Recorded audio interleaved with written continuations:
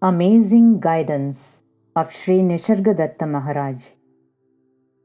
How to reach the self.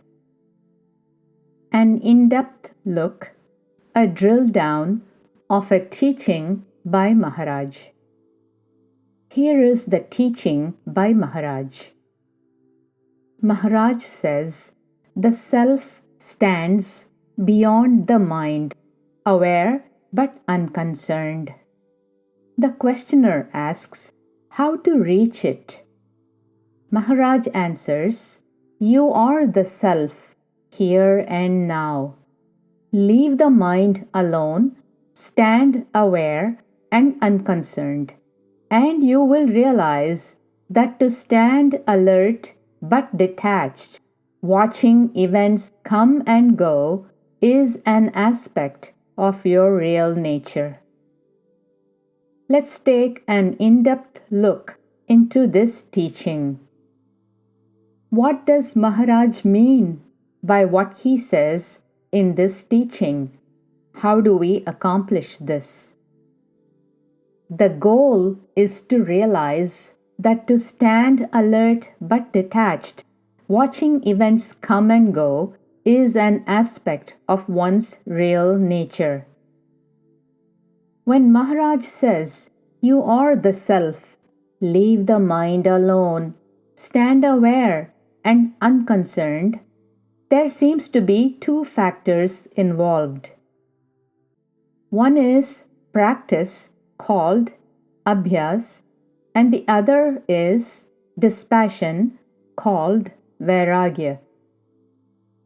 First, Maharaj says, you are the self, here and now. How can we know that? By looking within and being focused in the I am feeling and leaving the mind alone. This is practice. Then he says, stand aware and unconcerned. How do we do this? This can be done by watching things as they happen, but without mental attachment to the world, its objects, and its activities. This is dispassion. Let's first elaborate on dispassion.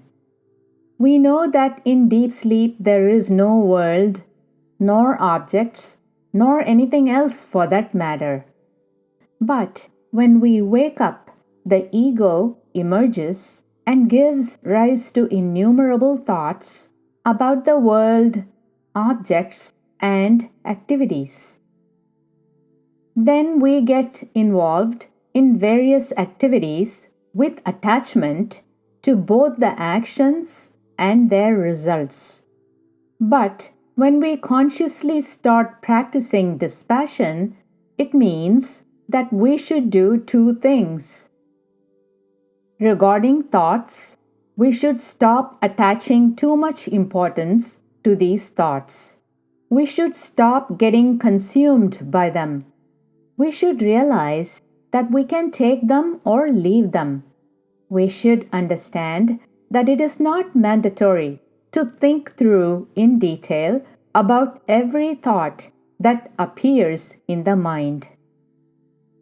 Regarding actions, we should perform our actions and carry on with our duties and let things happen as they are meant to happen. But we should not get attached to either the activities or their results, nor should we react to what happens. This is how we practice dispassion. Now let's elaborate on practice. Just dispassion and non-attachment alone is not enough to get lasting peace and happiness. Dispassion is just one aspect. We also need practice, which is the other aspect.